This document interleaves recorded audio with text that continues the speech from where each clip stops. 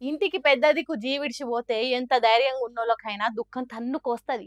ఎల్లకాలం కలిసుంటా అని తాళి కట్టిన భార్యకు ఎక్కడ లేని ఏడుపొస్తది. అగో గట్లనే జూబ్లీ హిల్స్ ఉప ఎన్నికల ప్రచారంలో మాగంటి గోపీనాథ్ అభిమానులను, గోపీనాథ్ కుటుంబం కోసం వచ్చిన జనాలను చూసే వరకు మాగంటి సునీతకు దుఃఖం ఆగలేదు కావచ్చు. ఓరు నేడ్చింది. ఇక దాని మీద కాంగ్రెస్ పార్టీలు నోటికి ఎంత వస్తే అంత మాట్లాడుతున్నారు. ఆ ఏడుపుల యొక్క ప్రక్రియ చూస్తుంటే ఆర్టిఫిషియల్ గా నువ్వు ఏడవాల్సిందే అని వీళ్ళు చెప్తున్నటువంటి అంతర్గతంగా కొంతమంది కార్యకర్తలు చెప్తున్నారు.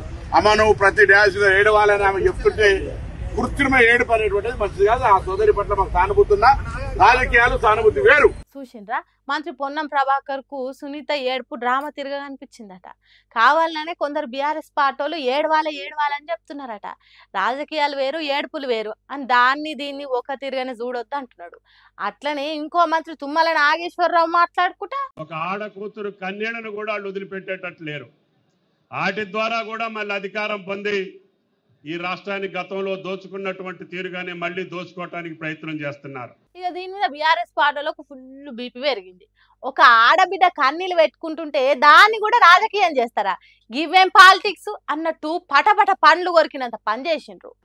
కాలికి దెబ్బ తగిలిన ఒక కూతురు కుంటుకుంటూ మా నాన్న ఆశయాలని మధ్యలో ఆగిపోయొద్దు, మా అమ్మ ఆశయాలను నెరవేరుస్తుందని చెప్పి ఒక బిడ్డ తిరుగుతుంది.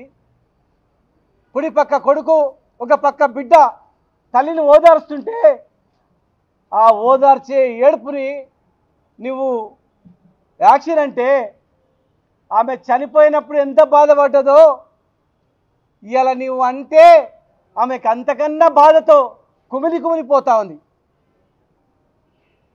అయ్యో నా భర్త చనిపోయి నేను బాధపడితే నా ఏడుపుని కూడా యాక్షన్ అంటున్నారు వీళ్ళు, అది ఎవరో కాదు మా కులపల్లె అంటున్నారని చెప్పి పుంగిపోతా ఉంది ఆమె. వెంటనే క్షమాపణలు చెప్పాలి. ఇక గీ తిరగ కాంగ్రెస్ పార్టీ లీడర్లు మాట్లాడిన మాటలను షీల్చి షెండాడిండు.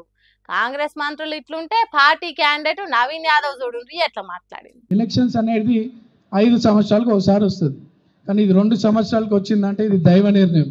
మన గతంలో అభివృద్ధి జరిగిందా అన్యాయం జరిగిందా అనేది మీ అందరికి తెలుసు. ఇన్నరా నవీన్ యాదవ్ ఎమ్మెల్యేను చేసేదానికి దేవుడు తీసుకున్న నిర్ణయం ఈ ఉప ఎన్నిక అన్నట్టు ఎట్లా చెప్తున్నాడు చూడండి. గిట్లా తయారైంది కాంగ్రెస్ పార్టీలు అని జూబ్లీస్ పబ్లిక్ అనుకునేటట్ట చేస్తున్నారట. ఎట్లుందో చూడుండ్రి. మనిషి దూరమైందనే బాధల నుంచి పుట్టిన కన్నీళ్ళ మీద కాంగ్రెస్ పార్టీల రాజకీయము ఏందో ఏమో. అలా మాటలకు జవాబు జనం ఎట్లా చెప్తారో మనం ముందు చూడాలి.